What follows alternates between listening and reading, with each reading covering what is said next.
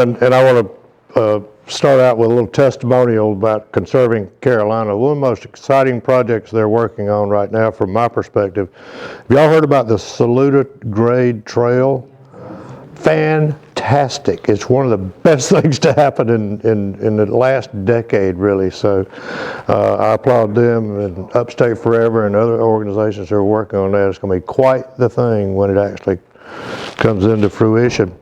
Let me tell you just a little bit about this slideshow, because I told Pam yesterday in an email, I put this together just for this event. It's never been shown before. It is a deep dive into Cherokee culture. I have a slideshow that I call Cherokees of the Carolinas, but it's mostly, we live in Pickens County near Table Rock, and it's aerial views of the Cherokee villages along the Kiwi River and things like that, and it's probably of more local interest. This is something new. The Cherokees we have about a 500-year record of the Cherokees. DeSoto in 1540 came up the Wateree River through Asheville and on into western North Carolina, and he encountered the Cherokees, and that's our first record of them. So we have about a 500-year documentary record, but they have been in this region for about 1,000 years. So we have a historic period, which means there's a written documentary record of them, and then there's 500 years of prehistory that we don't really know that much about. What we know about that period is called the Mississippian period, and I'm going to show you some slides of the kinds of villages and the individual houses and things they would have lived in during that Mississippian period. We're going to get into the plants that they use for various purposes and artifacts and all this kind of stuff. But first, I want to look at a few maps, because, well, I'll let you discover this along with. This is the territory that the Cherokees, and by the way, with a flat screen TV, you can't use a laser pointer. So this is my laser pointer. It's actually an old CB radio antenna. You remember CBs? Breaker 19, you know? So it also works as a fly rod, John. So anyway, this is the territory that they claimed at contact. It's huge, and I would not argue with most of it. There are some places where I'm pretty sure it's not accurate, but I want you to look in South Carolina. The Cherokees now, they were kind of centered. We think of them being centered here. This is South Carolina, northwestern South Carolina, western North Carolina, northeastern Georgia, right in this area. It goes all the way down to the head of what's called the Ace Basin, the Ashpoo, Combahee, Edisto rivers. There is a little crossroads town near Walterboro, South Carolina, called Round Oak. Have you ever heard of Round Oak? I don't know that anybody still lives in Round Oak, but it was a crossroads. It is named for a Cherokee chief, Round Oak. And when I first found out about that, this is my wife Jane here, we were in Walterboro and I went to the library. Sure enough, there was a lady in the 1940s who had written a pretty extensive paper about Round Oak, the Cherokee chief, and that's why he was a real person and was a prominent Cherokee chief. He was one of the ones who, I don't have time to tell you the whole story, but he was captured by Governor Henry William Littleton, put in prison at Fort Prince George, which is now under Lake Kiwi, and was murdered in prison there by the soldiers in the fort. Yeah, so he has quite a story, and he was a real person. So that's how Round Oak got its name, was the Cherokees were ranging as far as here. And I'm going to show you just in a few minutes ago, everybody goes to the beach at least one time a year. It's part of our annual cycle. Patty just got back, today? About an hour and a half ago. Oh, okay, so she may fall asleep in the next little bit. Well, the Cherokees started that tradition long before we ever started going, and they weren't going after saltwater taffy or goofy golf or endless seafood buffets. I'll show you why they were going to the coast every year. All right, so it went way down into the head of the Ace Basin. Look at here, way over into what we consider the Catawba territory. By the way, I wrote, I think Pam said I wrote for South Carolina Wildlife Magazine for 30 years. I wrote 2 articles on the modern resurvey of the state border. And the reason South Carolina state border is a straight line from this point, which happens to be where Little River enters the ocean, up to here is in 1735 when they surveyed this border, the London Board of Trades, and remember this was a British colony, and so the London Board of Trade had to sign off on what the two governors, one North Carolina, one South Carolina, where they wanted the border to be, and they agreed that they would start 30 miles south of the Cape Fear River, which turns out to be where Little River runs into the ocean, then survey a straight line north until you hit the 35th parallel. The only problem is there were very few people in 1735 who knew how to determine where latitude was. I mean, it was a very specialized thing, and you had to use these instruments and make celestial observations and everything. Well, the surveyors started down here in the swamps of what is now Marion and Horry counties, and they got sick of it and they quit, just walked off the job and quit. It was the next year before another crew picked it up. They tromped their way off up to this point right here and drove up a stake in a meadow and said, this is the 35th parallel, and went home. And it was based on nothing whatsoever. They just said, I'm sick of this, I'm not doing it anymore, drove up a stake.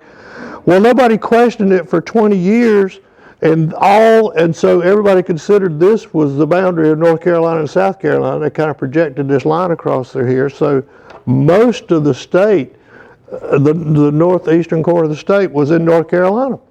All the way Greenville, Spartanburg, Lawrence, Lancaster, Newberry,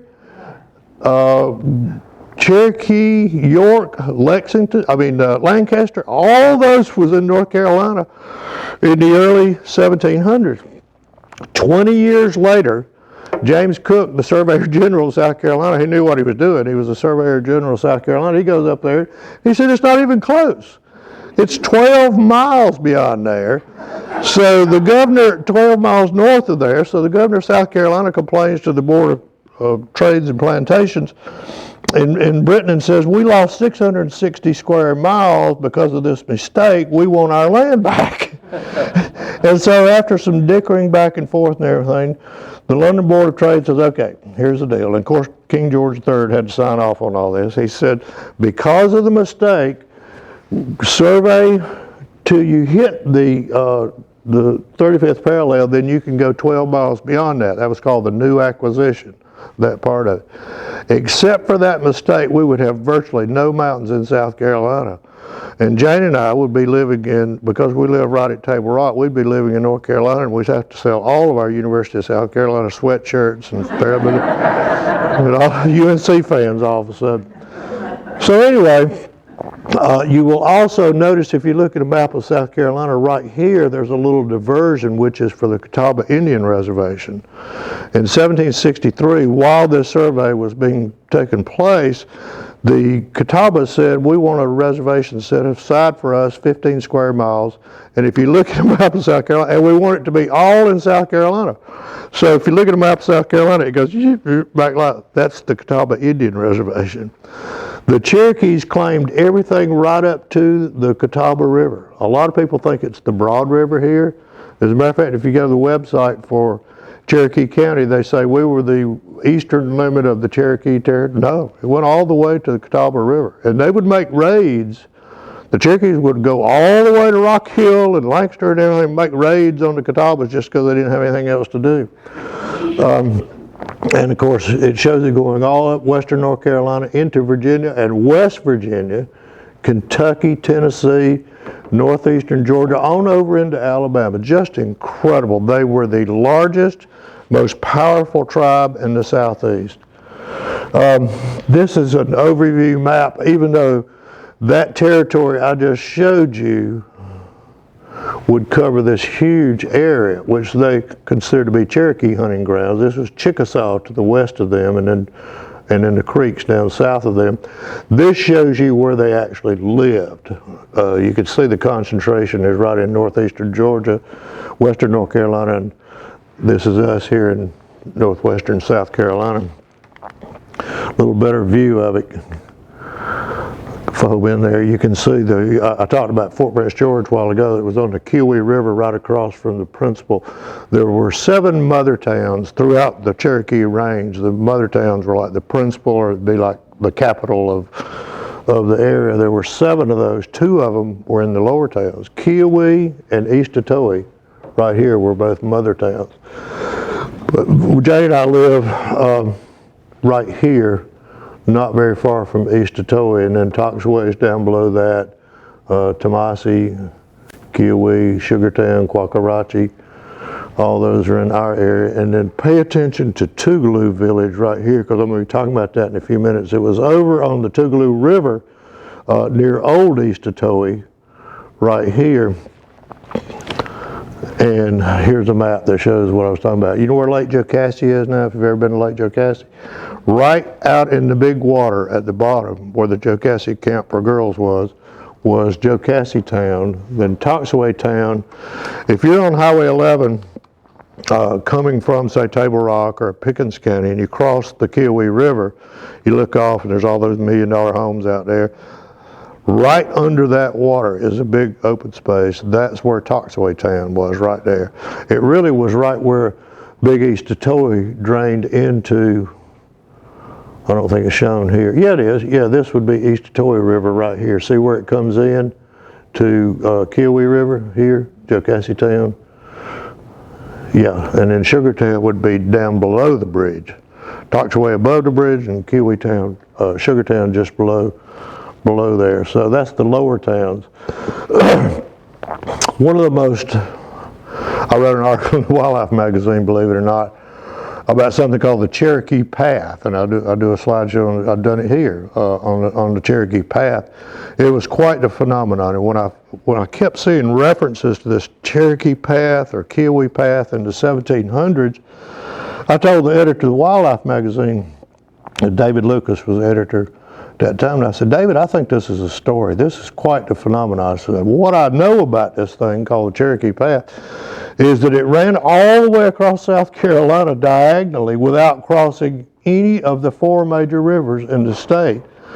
And it ended on King Street in Charleston. It went right through the gates of the town. At that time, very early 1700s, Charleston was no more than a palisaded village, in other words, a walled village on the Cooper River side down at the Battery, and the Cherokee Path went right through the gates.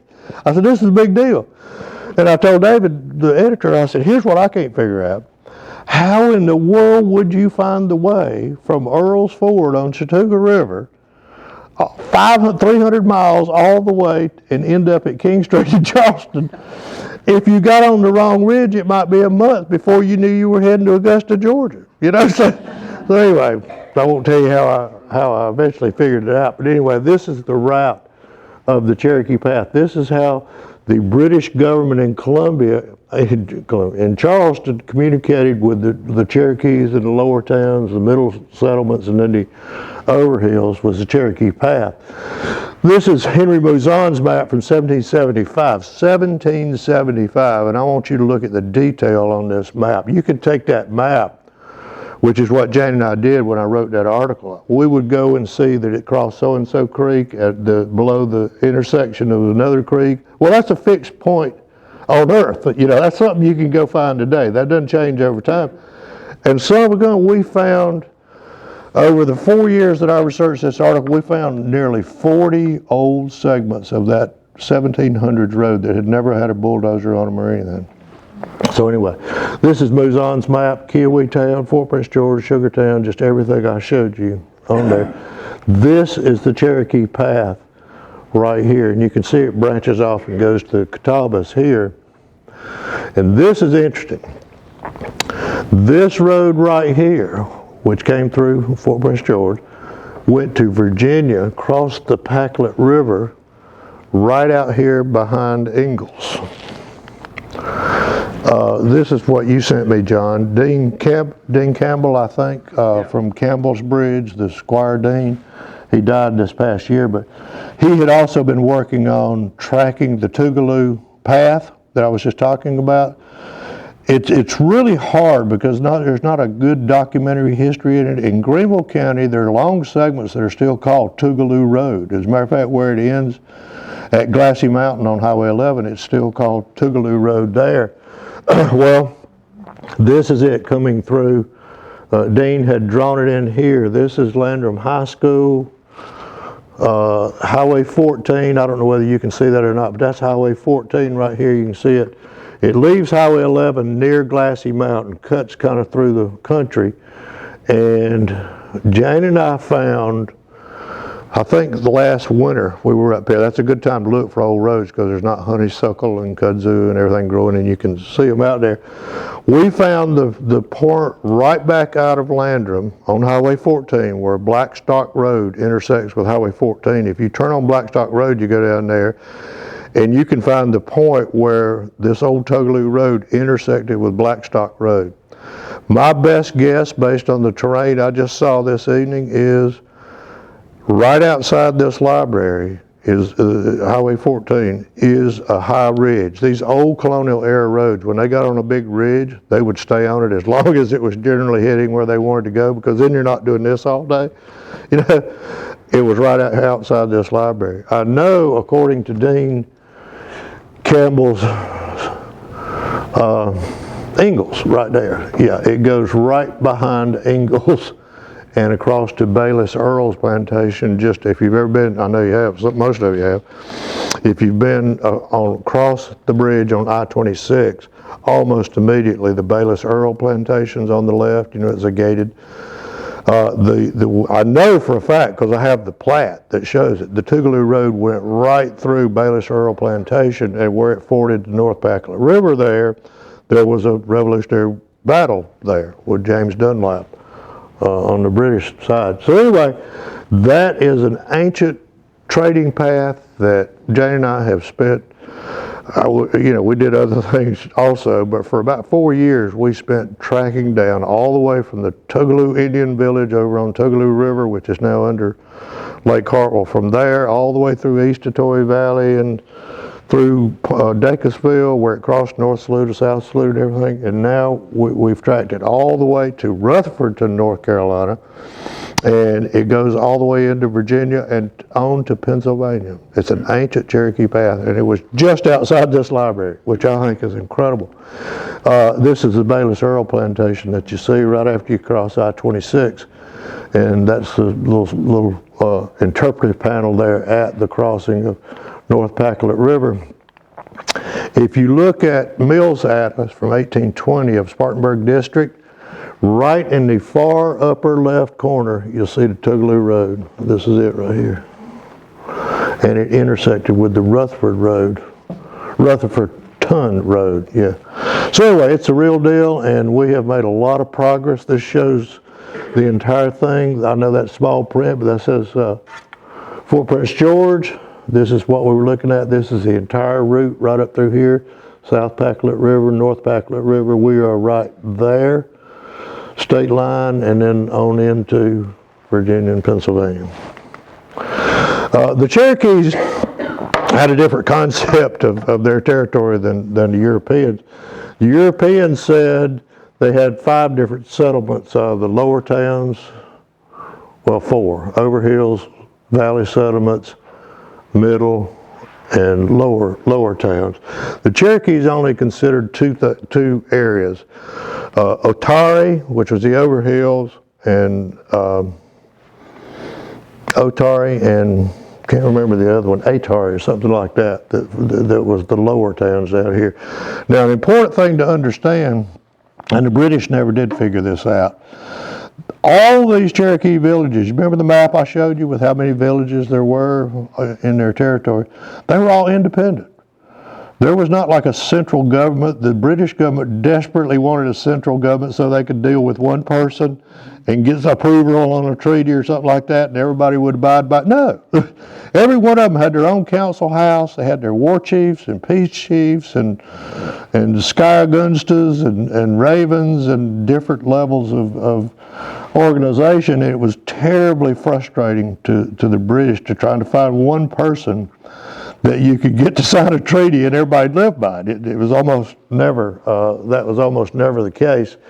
Now, back to the Cherokee Path. The reason I'm showing it to you twice is this was the direct line not only of communication with the British government, this was this Cherokee Path, this is it right here crossing Earl's Ford on Chattooga River, staying west of Saluda River through where Columbia is right now, called the Congarees, because there was Congaree Indians living there at the time. West side of the Santee River, right down to the Charleston Peninsula there. It was not only the means of communication. In other words, you could send runners back and forth, and a delegation of Cherokees could go down and treat with the governor at that time. It was also the basis for the deerskin trade, and this revolutionized the Cherokees' life.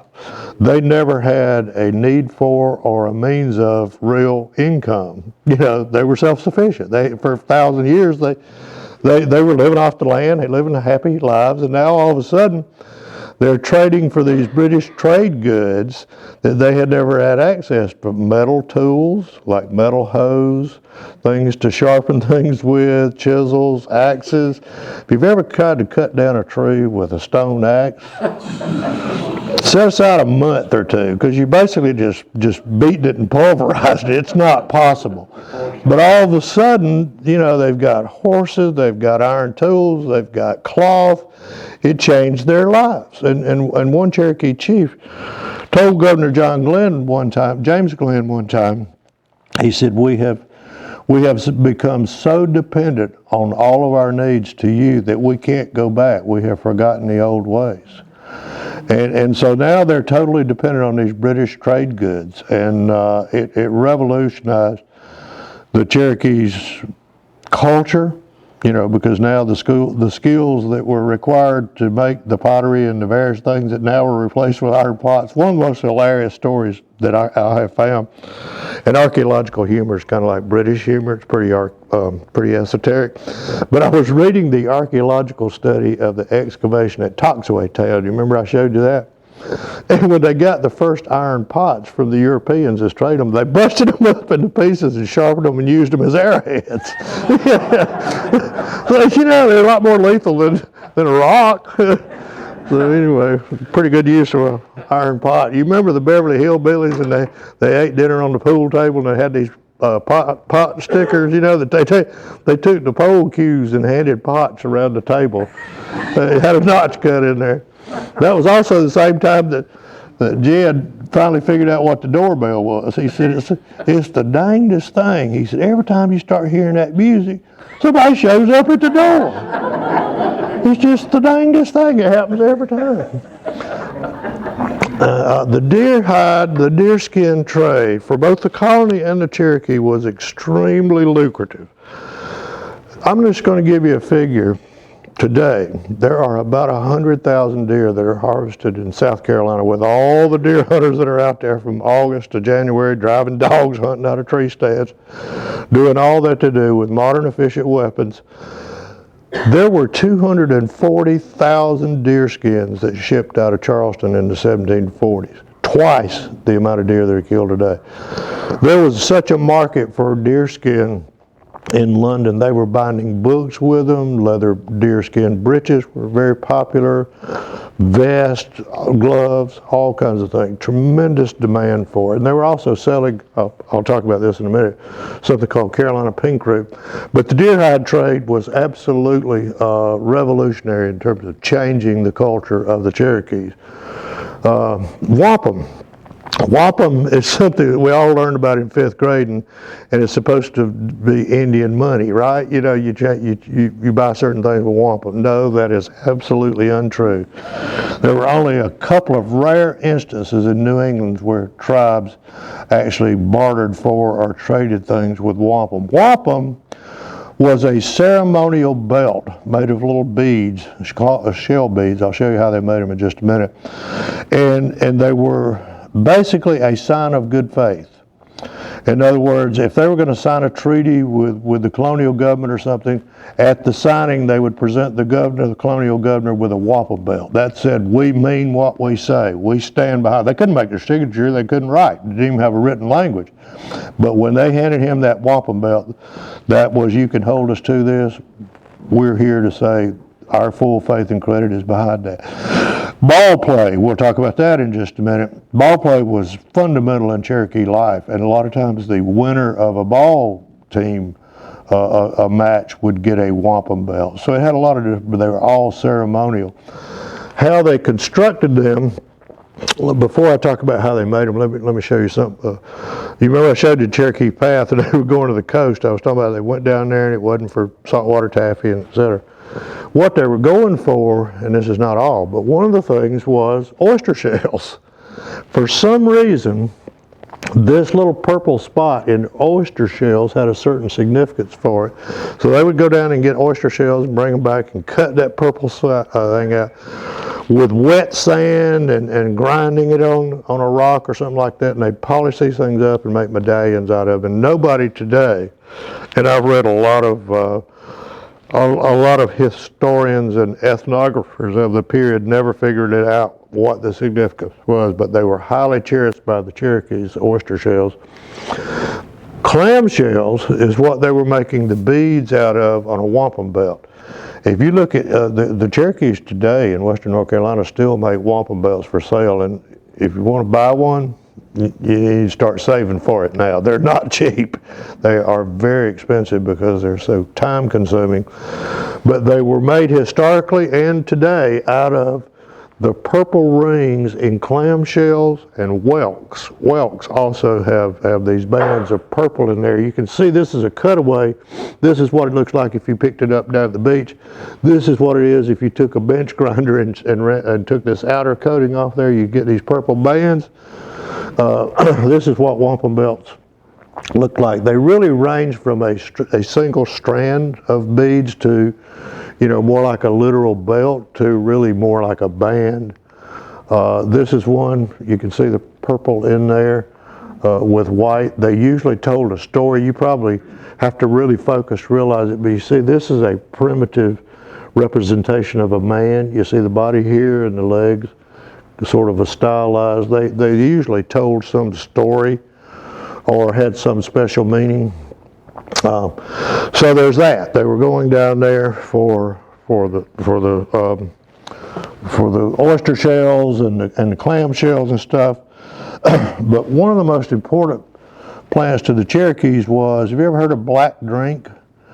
In all of their ceremonies, usually held in the council house, where the councilmen, no women allowed, would sit around at night and drink this black drink. And it was made of this plant, which only grows down on the coast. Believe it or not, Patty, you probably saw it yesterday. It's everywhere. Everybody uses them. If you go to Pawleys Island, virtually every yard on the beach is landscaped with yawpon holly. They have bright red berries on them, very attractive. You can get them at Walmart and Home Depot and Lowe's and places down the coast. It's just the landscaping plant down there. Now the reason the Cherokees were so interested in it, not for those beautiful bright red fruits, but because of the leaves and twigs. The leaves and twigs are the only plant in North America, native plant in North America, that produce caffeine, and lots of caffeine. A cup of strongly brewed coffee has about 4% by weight caffeine. Yawpon holly has 15%. So it's like Red Bull times 10. They would brew it down to about the consistency of Vicks 44 cough syrup. You knock back a couple cups of that and you start seeing things, things that aren't necessarily there. But the thing is, it was a ceremonial drink, and they'd sit around in there. If you look in a wildflower book, all the hollies, the genus is Ilex, I-L-E-X. The specific name for this plant is vomitoria. Because if you drink enough of this, which the Cherokees thought of as purification, that's getting all the evil spirits out of you and everything. So in college, we call that take a drink and puke. You remember that game? Take a drink and puke. Yeah, so anyway, they were going down for yawpon holly and oyster shells and clam shells. This plant grows in the mountains, but I've also photographed it in the Wambaw Swamp down in Francis Marion Forest on the coast too. It's an absolutely beautiful wildflower. Wildflower books call it Indian pink or something like that. For 150 years it was called Carolina pink. And it's sold by the hogshead, which is about 600 pounds, for thousands of pounds sterling, the British money. And the reason is In the colonial period, they didn't even have a concept of sanitation. You know, there were always theories about disease, that it was bad vapors in the air. Malaria literally means mal or bad air, malaria. So they didn't even have a concept of sanitation, so everybody had worms, intestinal worms. And the only remedy was there were some herbs that were mildly effective or effective to some degree. Pink root was 100% effective every time you used it.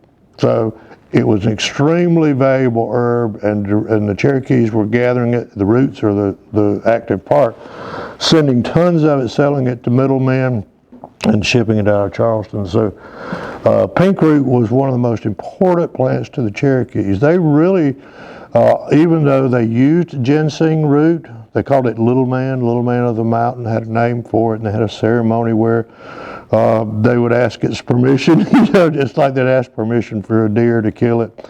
They would ask permission to dig the thing, and then they'd have to take one of the fruit or the seed and plant it in the ground to replace the one. It was a whole ceremony and everything. But it was pink root. Day in and day out, year in and year out was very lucrative for them. And they used it too, because, you know, everybody's susceptible to intestinal parasites. But it is one of our strikingly beautiful native wildflowers. Another one is bloodroot. Bloodroot is one of our very early spring ephemerals. Spring ephemerals meaning they come up very early in the spring, they get their business done, get their flowers pollinated, produce a seed, and then they die back and disappear. By July, the plant themselves are gone. Here is the root, and I dug one up just so I could show you all why it's called bloodroot.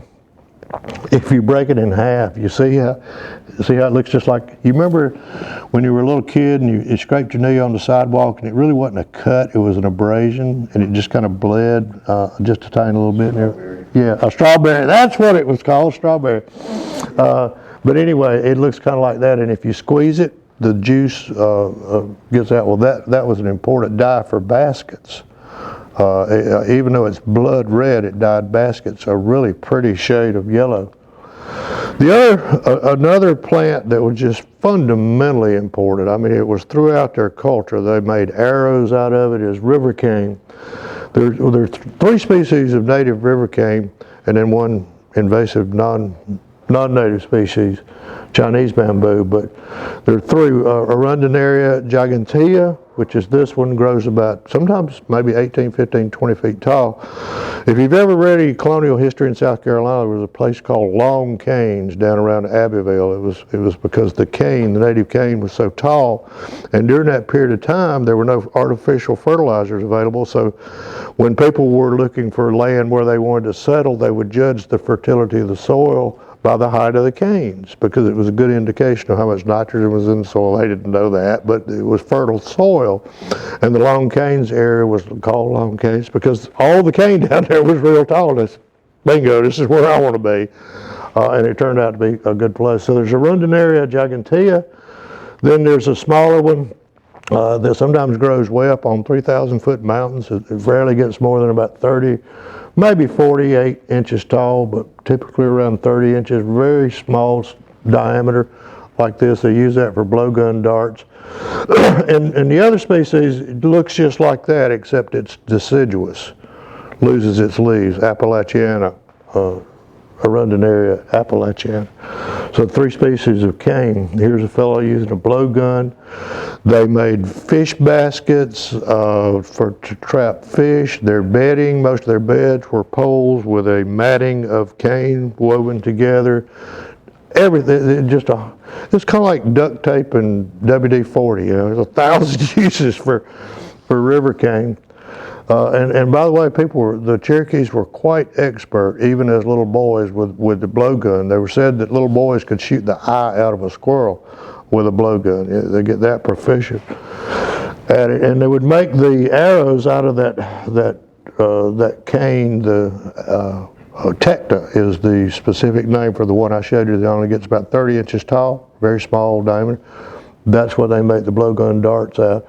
And what would be the fletching on an arrow, that's made out of cattail fuzz. The fuzz, the big sausage-looking fuzz on cattails.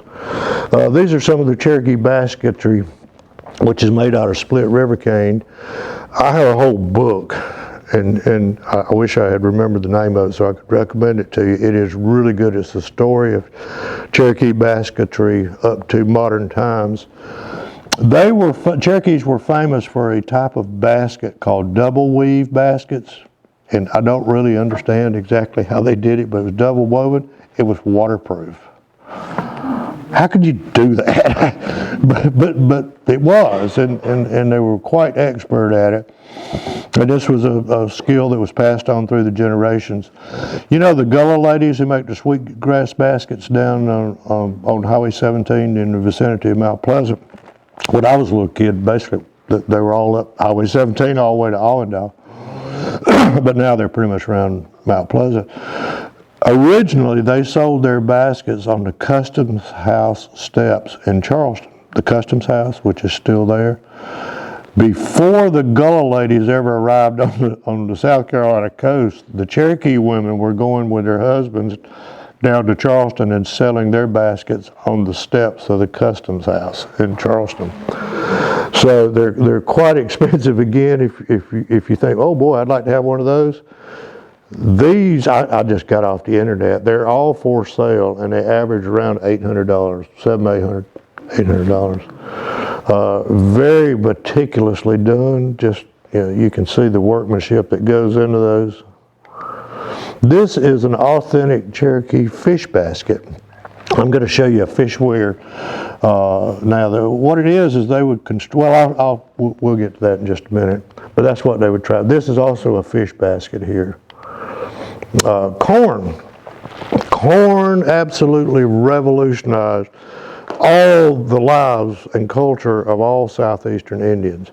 You remember I talked about the Mississippian period and the archaic woodland period when they were basically hunter-gatherers who just wandered from place to place. They might stay in one place, for a while, like during the summer months, and then move somewhere else during the fall and winter, but they were constantly on the move.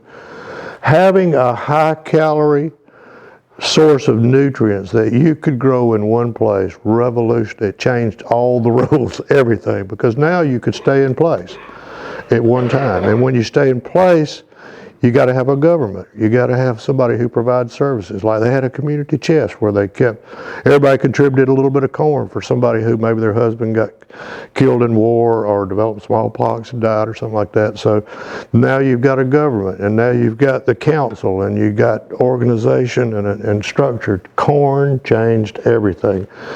The Cherokees did not remember, modern Cherokees, and in 1894 when James Mooney, the famous ethnographer from the Smithsonian Institution, lived among the Cherokees in western North Carolina and published his work, The Myths of the Cherokees, in 1894, and nobody could tell him where they got corn, but they had this extensive mythology about it came from Salu, and the story is too involved, but it's available on the internet if you want to read it, the story of Salu.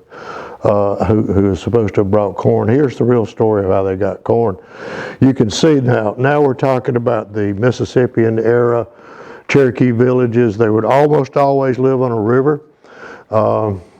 There is a fish weir on here, but I'm betting you can't see it.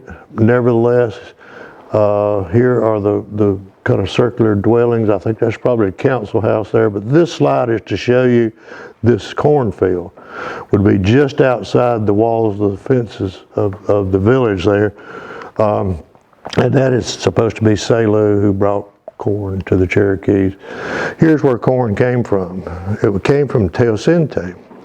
Teosinte is a native grass in Mexico, and over a period geneticists estimate of about 1,000 years, the Native Americans, did you ever realize that the people we call Mexicans are actually Indians? They're Native Americans.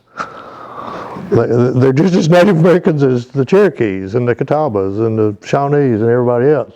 They're all descended from the folks who came across the Bering Strait. So anyway, for about 1,000 years in Mexico, starting with this grass that had a seed head, and has happened throughout modern history, human history, they select the ones with the biggest kernels and the most well-defined kernels.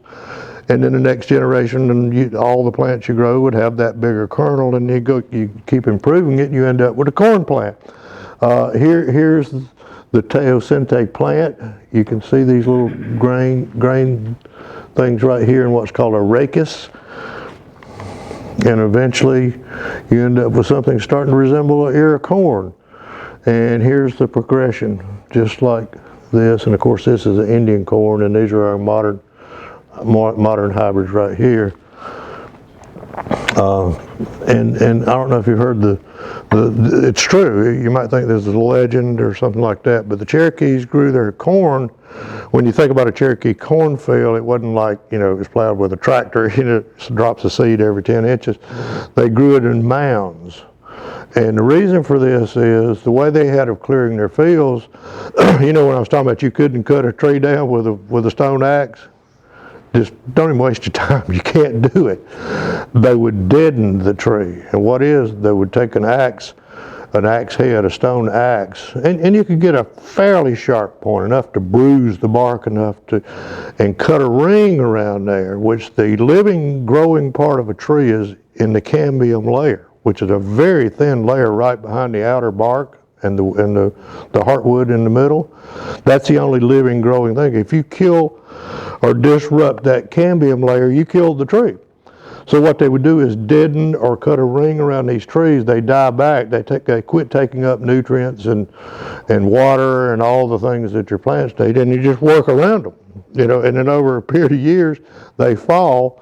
Well, the Cherokees didn't have chainsaws, so their only source of firewood was deadfall or lightwood, as they call it. So eventually the tree would fall. Now you got firewood. As soon as you clear the firewood, now you got a field. And over time, you get an open field. And so they would plant in mounds one corn stalk, and then they had a type of bean, which we used to call cornfield beans when I was growing up, or half rudders, that run up the stalk as a trellis, then gourds, melons, squashes down at the base, which kind of provided a canopy and a mulch to prevent weeds and all that kind of stuff. It was almost a perfect growing system. I think I've got a slide that shows, yeah. So here's the corn stalk, there's the beans. I think that's how the legend of Jack and the Beanstalk got started. They saw the Cherokees there and squash. And by the way, they didn't just have winter squash, pumpkins and gourds and things like that. They had summer squash, the yellow long-necked squash, beans, even watermelons. So anyway, this is the green corn ceremony, which they held in usually August or whenever the corn was in the milk stage. Milk stage being it's just at its ripest right before it's going to start to dry out and the silks are gone and fall is approaching. So usually sometime in August. I love the Cherokee green corn ceremony. We ought to do this. It's kind of like our New Year's. They considered that the end of their calendar cycle, the end of the year. They took all their clothes and all their furniture out of the house and burned them. All debts were forgiven. Anybody who had a grievance with somebody, you just forget about it. Everything is anew. You start everything all over. I write a column for the Greenville Journal, bi-weekly column in there. And fortunately, the editor, when I agreed to do the column, I said, "Now, what is it you want me to write about?" And she says, "Well, based on what you've written in Wildlife magazine for 30 years, whatever appeals to you will appeal to our readers," which means I can write about anything. So I wrote about the green corn ceremony one time, and I wrote in there about, they'd take the furniture and their clothes and everything out in the yard and burn it, and all debts are forgiven and everything. And I thought, what a wonderful thing. And I said in the article, I said, the only problem is if I drug all our furniture out in front of the house and burned it, my wife would run me off. So that only goes so far.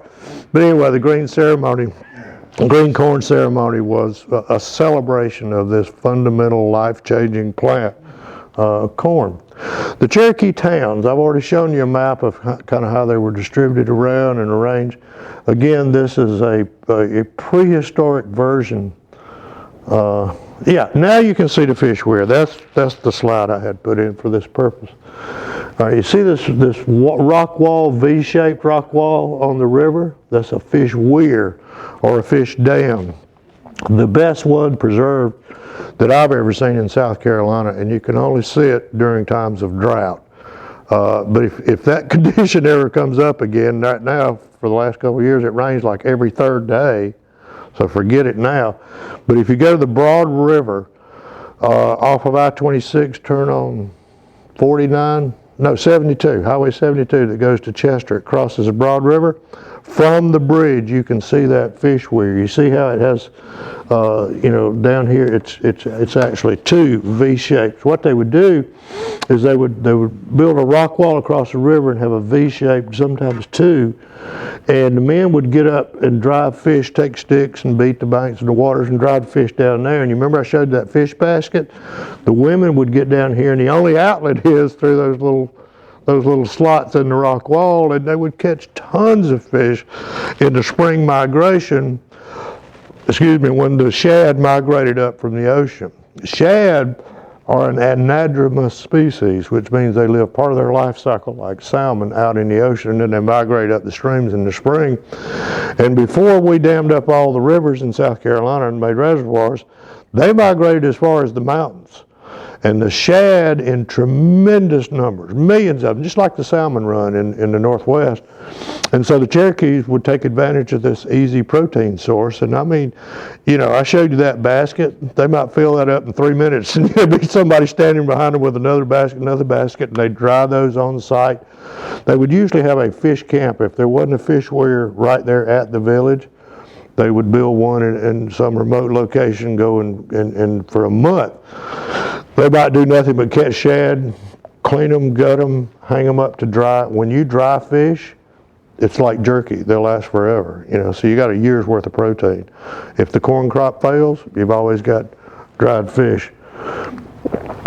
So back to our palisaded village. Now let's kind of look at the houses, how they constructed these various houses. You can see the domed ones here, and I showed you earlier, so I don't see it in this slide, but some of them were rectangular.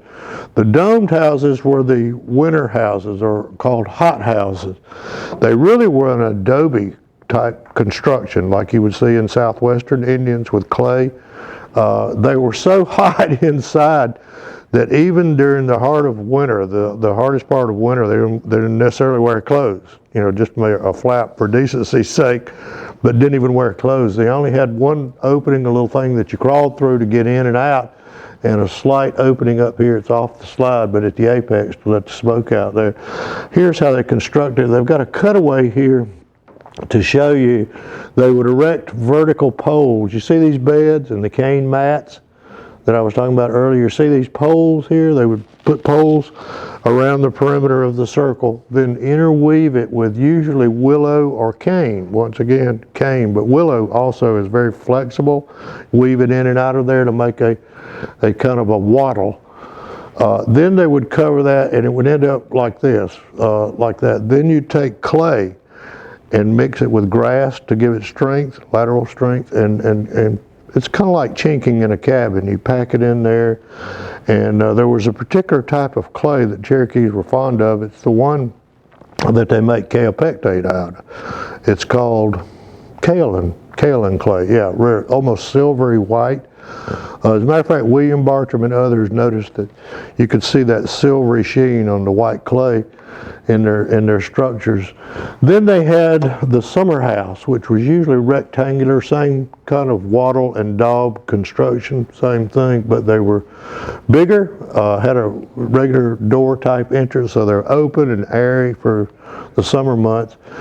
William Bartram, who came through the Kiowee Valley, America's first native-born naturalist, came through the Kiowee Valley where we live in 1775, and this was a real surprise to me until I read it in William Bartram's Travels.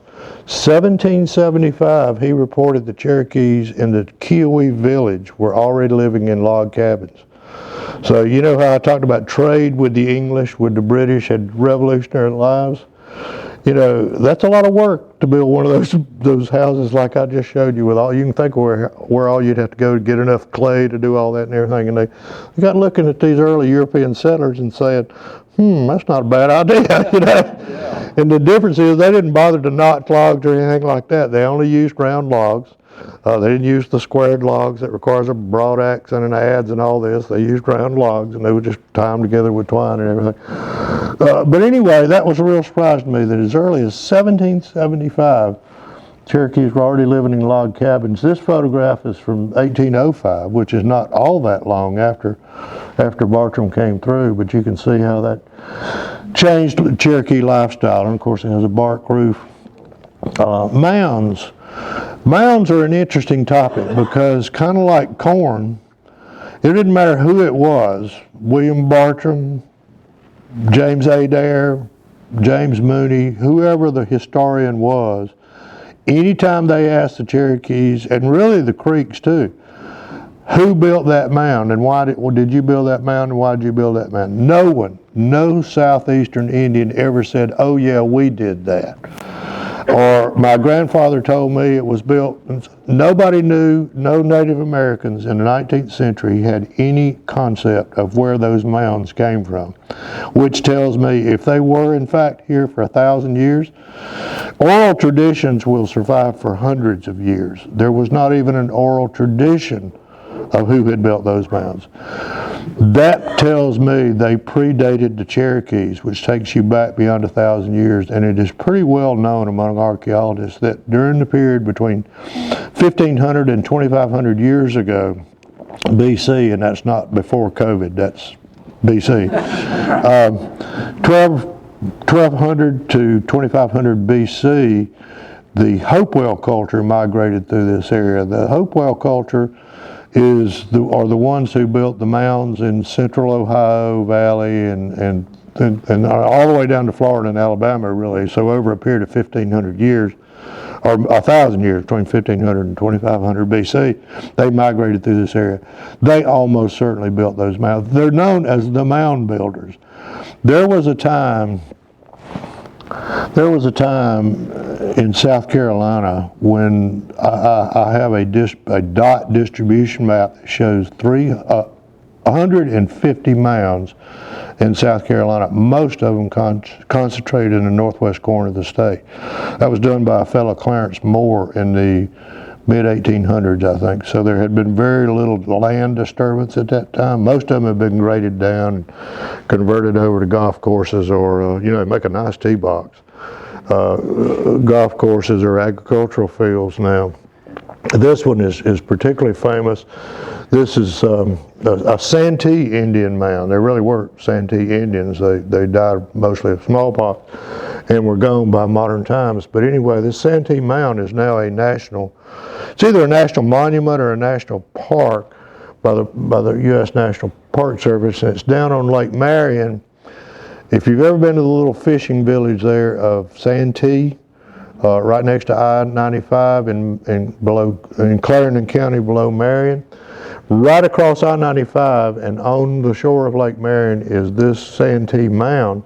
It's historically famous because the British occupied it during the Revolutionary War because it's right on the shore. I'll show you in just a minute. It's right on the shore of what is now Lake Marion, but the river, the Santee River, was right there, so they put cannons and men up on top of the mound, and they could control traffic up and down the river, so you could cut off supplies to Cornwallis.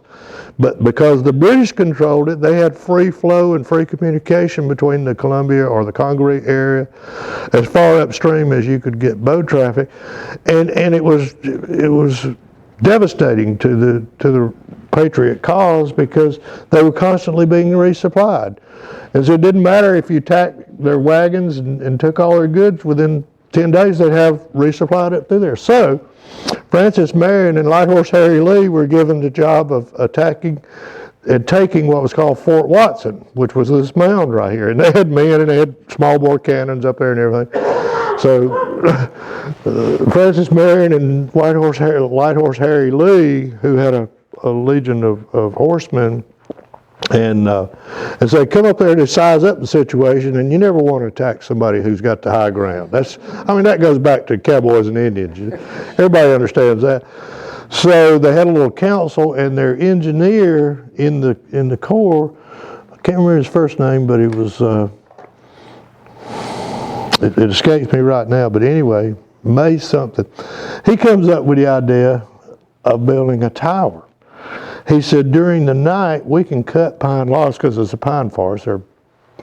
We ain't never going to run out of pine trees. If you've ever been down in that part of the world, It's 99% pine trees. We ain't never gonna, we might, fire ants and pine trees. We will never run out of fire. I don't care what happens. They'll be here after nuclear devastation. Mason's Tower or something like that.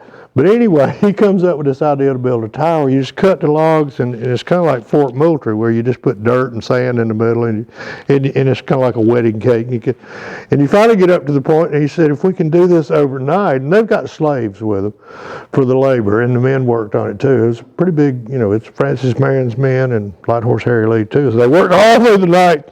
And I don't know if you've ever seen Monty and Python and the Holy Grail. And they're building this rabbit, you remember, outside the fort. And these French troops are listening, and they hear all this chopping and all this kind of stuff. And the next morning, they roll this rabbit into the, and so anyway, it's kind of like that. And the British are up there and say, what the heck is going on out there? And they can't see because there are no street lights or anything like that. So as morning comes, the the American Patriot soldiers are standing there with their rifles trained on the sorcerers about 10 feet above them with a cannon pointing right down through there to the British. And one of the soldiers wrote, they could see the very buckles on my shoes.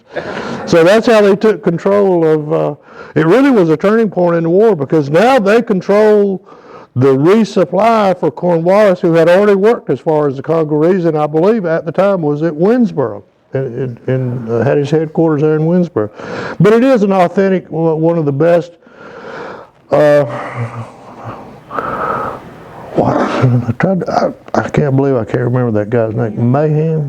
Mayhem's Tower. Thank you, Rock Boulder. Yeah, Mayhem. So anyway, now the council house. I've made several references. This is where they drink the black drink and everything. These things were large beyond my imagination. William Bartram reported going inside a council house in western North Carolina that he estimated would seat 400 people. 400 people. We got what, 65, 70, 80 people in here tonight?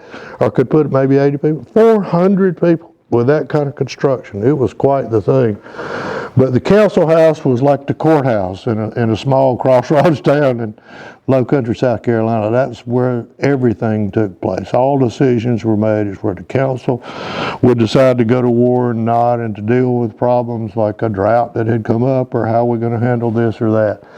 Ball play was fundamental, even more important than, say, football and soccer and baseball in our culture.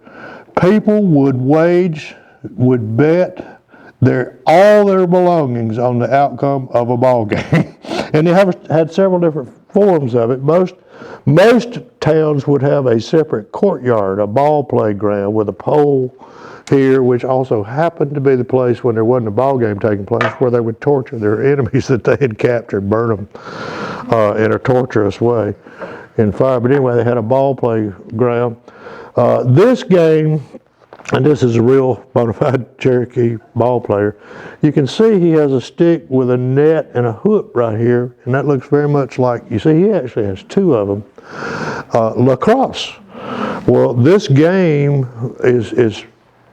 was widespread throughout Native Americans, throughout North America and in Canada, and it is in fact the way lacrosse came about, was from the French Indians in Quebec. And the reason I was noting that he had two hoops instead of in lacrosse, you have one and you pass the ball.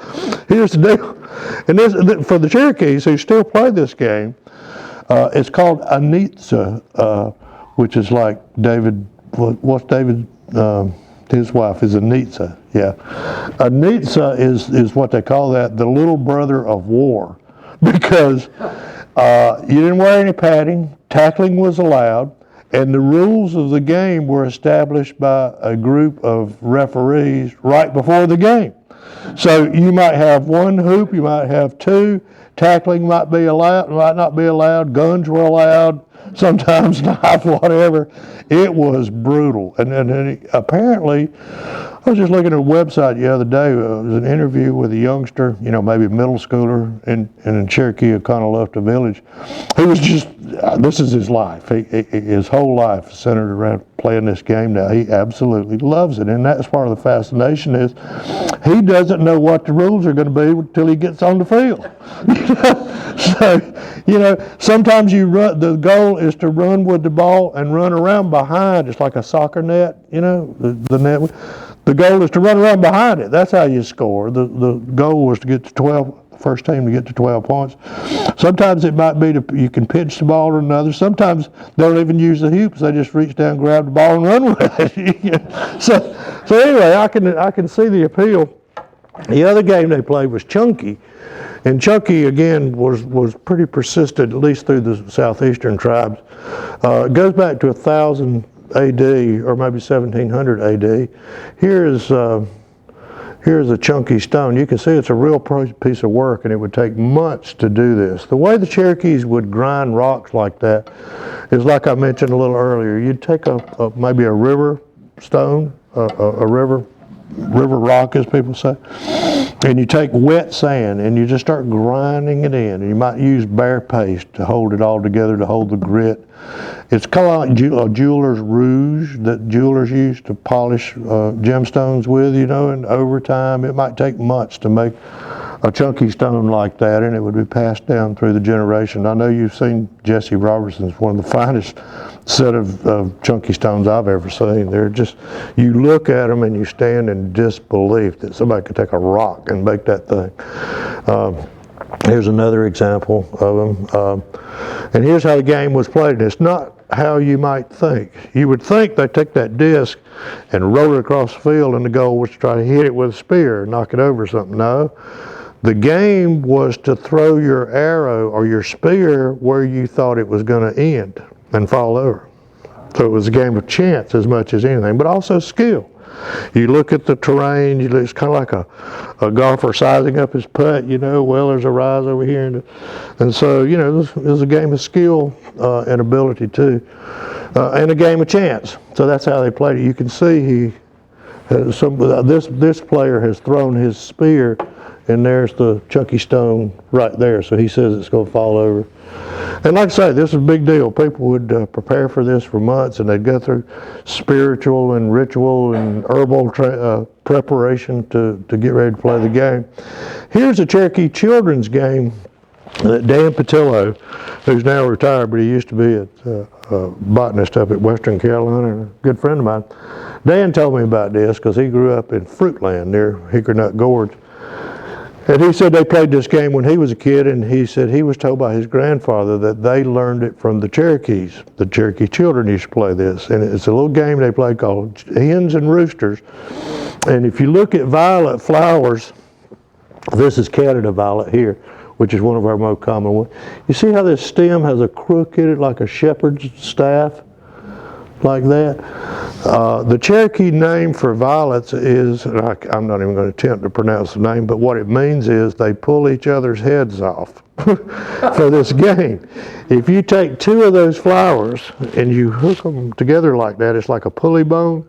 And one's going to pop, one flower head's going to pop off and the other is not going to. And so that's what the children would just occupy themselves, taking these violet flowers, and one of them was going to pull the head off of the other one or not. So, and that got passed on to the European children. That is an overview of what a pre-18th century Cherokee village would look like. I would say the only difference that I see there is it probably would not have been palisaded in the 1700s. That's about the only difference. Artifacts. Gosh, that's a topic, that books have been written about, and our friend Tommy Charles, who died a couple years ago, Tommy and Chris Moore, another archaeologist, wrote the definitive guide to artifacts in South Carolina. It is, you can buy it online at Amazon. What's it called, John? Stone tools. Yeah, but Tommy Charles, if you would like to have that, if you're interested, it is so well done because it's color photography. Tommy is a great writer in the sense that, or was a great writer, in the sense that, and this is what I like to do, takes very complicated topics and puts it in layman's language. You can read the thing, for example, on Clovis, and all of a sudden you realize, oh, that's how you can tell a Clovis from a redstone or a Dalton point or something like that. So Tommy Charles, artifact identification, it'll get you there. This is a boulder at Haygood Mill just outside of Pickens where Native Americans were making soapstone bowls. And soapstone is fireproof. So, as a matter of fact, it has asbestos in it. I don't know how many people know that, but it does. It is also a very soft rock, so you can work it easily. You can see what they would do is chip away, kind of angled, so that they get to a point where you can cut under there and you got a bowl. And here is a soapstone bowl in their little museum there. And another one, I think I photographed that one. Oh, this is a fellow who called me in Anderson County, and he had inherited just a huge number of artifacts from a guy. It was a fellow's lifelong collection of artifacts from all over the Southeast. They weren't just Cherokee, they were all over, and they weren't identified, and he wanted me to come over his house and look at them. Jane and I went over there, and he had his dining room just, up the walls and all of just literally thousands of artifacts. That soapstone bowl was in there. Here's how they cooked in soapstone. It's actually insulator, so it's a thermal insulator, so heating it up from the outside is a problem. But what they would do is, and this is an artifact that you sometimes find in our area, is just a regular old rock that has a hole drilled in the middle of it. They would take those rocks, these cooking rocks, take a green twig, stick it in that hole, put the rock in a fire, and you put maybe a dozen of them in there, let them get really, really hot. You take the stick, pick them up with the hole, and it would be just like this. You stick it in the hole, pick them up, put them over there in the pot, and then when that one starts to cool down, you go get another, and you might have a half dozen in there at any given time, and you're doing that constantly, and then somebody else is putting more rocks in there and getting them hot, and pretty soon you got boiling water. And of course you can do a lot with boiling water. Anyway, that's how that worked. Lots of stone. This is part of that artifact collection. Lots of stone effigy pipes. You see all these pipes here that are what are called effigy pipes. They're ceremonial because they have some figurine carved in them. Quite a collection.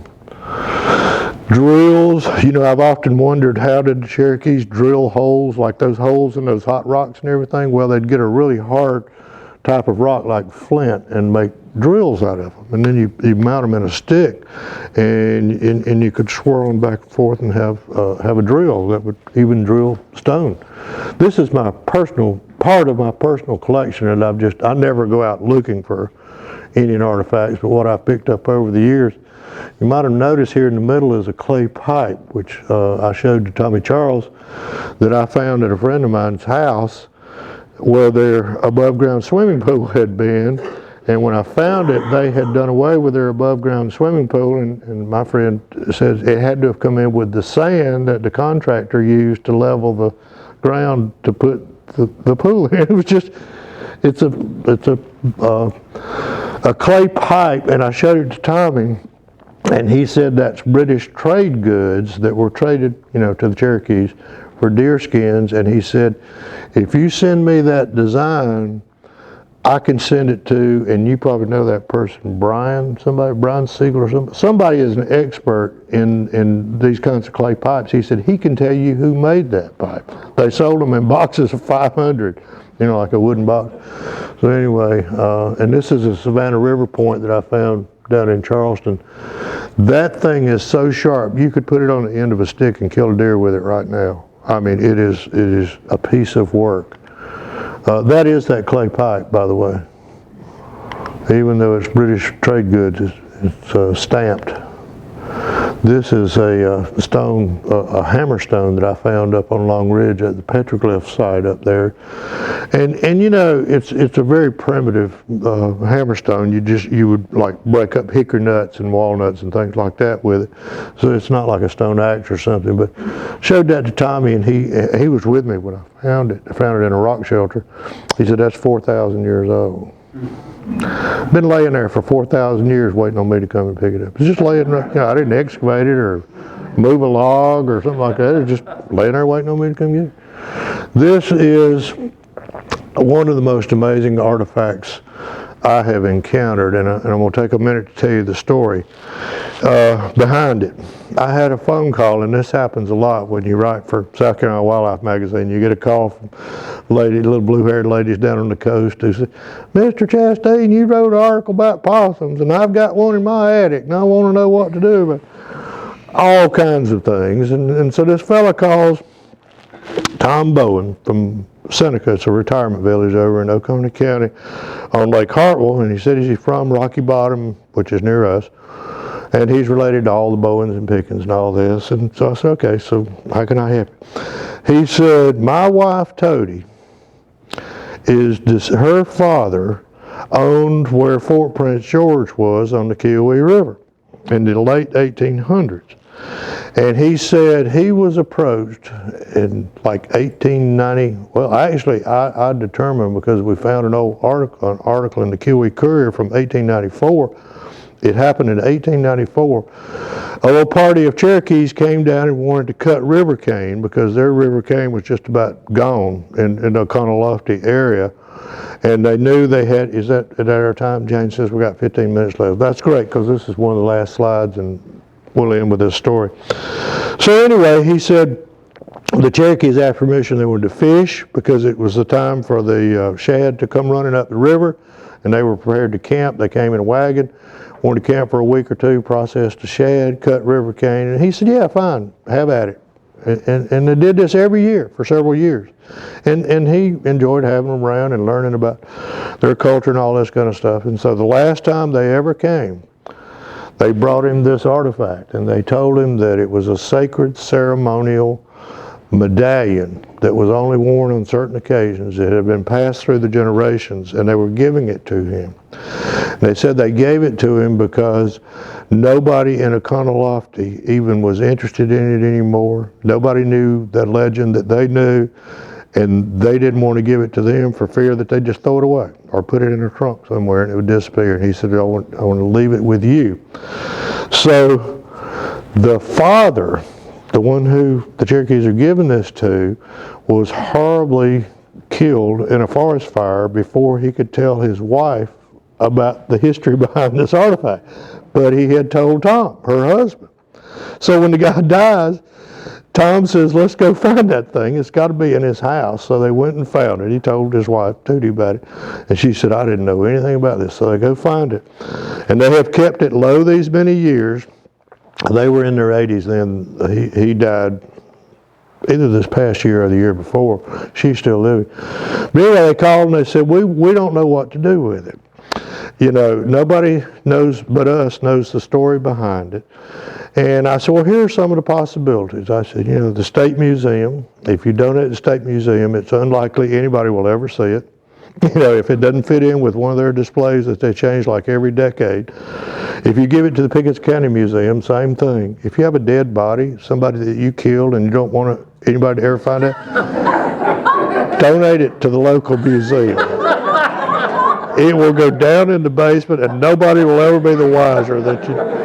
So anyway, we're not going to be doing that. We're not going to be doing that. So they said, what do I do? And I said, well, there's a Smithsonian. But I said, but guarantee you, Tommy Charles, you remember when he got a grant to go up there and look at all their pipes? Yeah. Their clay pipes? They had thousands and thousands of clay pipes in shelves down in the catacombs. They're just there. I said, here's what I would recommend. I said, I know the curator of the Pickens Museum, which is a really, really first-class museum, one of the better museums in the state, and I know the curator real well. I said, here's what I would do.